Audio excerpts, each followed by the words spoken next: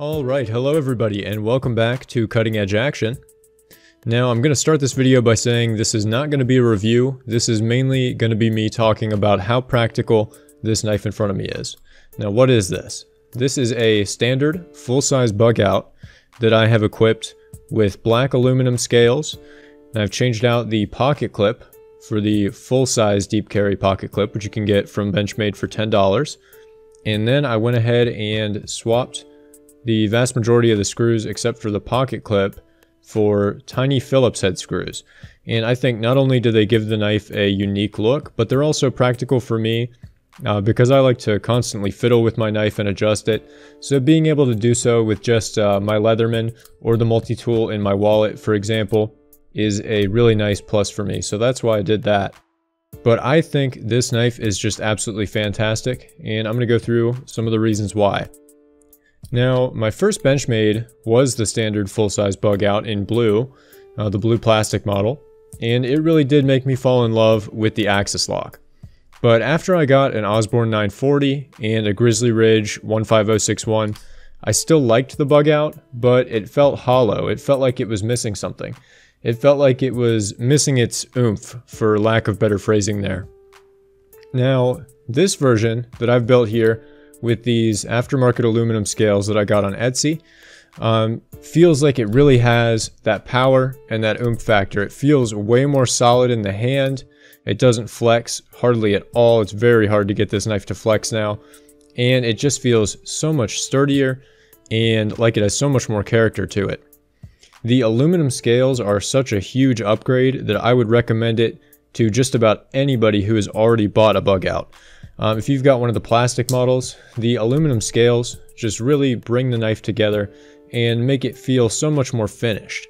Now, I understand that the standard bug out just by itself with no modifications has its purpose of being fairly durable while being extremely light at the same time, but I think you still retain that characteristic here with these aluminum handles. They feel extremely light still. The knife just absolutely disappears in your pocket, but it feels so much more rigid. It's so much nicer to hold. I think it's better looking personally. I think it's way better looking than the blue that they chose to go with. Not that it's a bad looking blue, but I just don't like the texture of that plastic compared to something like this nicely anodized aluminum. Now, this is a knife that I could really feel more comfortable carrying every single day. And I would not say that about the standard bug out. It just feels too hollow, too light, regardless of whether or not it is actually rigid. It just doesn't give me that feedback that I get from something like aluminum or steel or titanium that makes it feel way more comfortable to use, way more comfortable to hold, and it doesn't have that flex to it. Now, you can get this knife straight from BenchMade with the aluminum scales that they nicely machine themselves and S90V steel, but it's got a crazy price tag on it, around $230 I believe.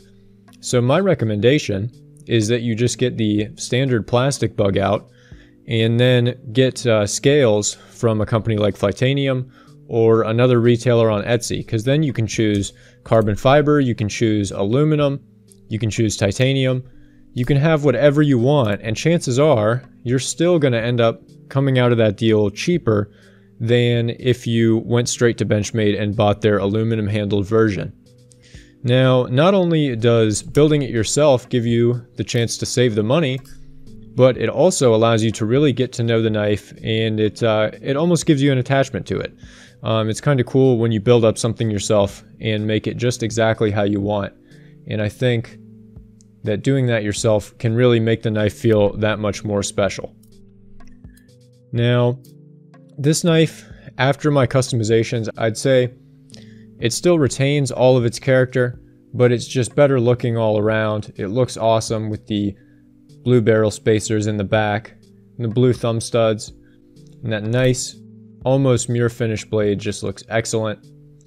And then you've got the black on everything for the handles and that pocket clip. And the pocket clip, like I said, you can get straight from BenchMade if you want to, or you can leave it how it is. Personally, I don't like the look of the smaller clip myself, especially after changing the scales. I think this one just looks so much better. But of course, this is all personal preference. I wanted to make this video to give you guys a heads up on how I think if you're in the market for a fantastic EDC, you can build a better one than BenchMade has put together for you and really feel like you've got a special knife. It won't be like anybody else's. It'll be all your own and you'll want to carry it every day. I guarantee if you build one, it'll find its way into your pocket a lot. It's really fun. Give it a try. I hope you guys enjoyed this short, quick little video and all the shooting I did for that B-roll. It took me quite a long time, so I hope you guys enjoyed it. Make sure to get subscribed, hit the bell, and leave a like and a comment as well. Until next time, I will be seeing you guys later. This has been Cutting Edge Action.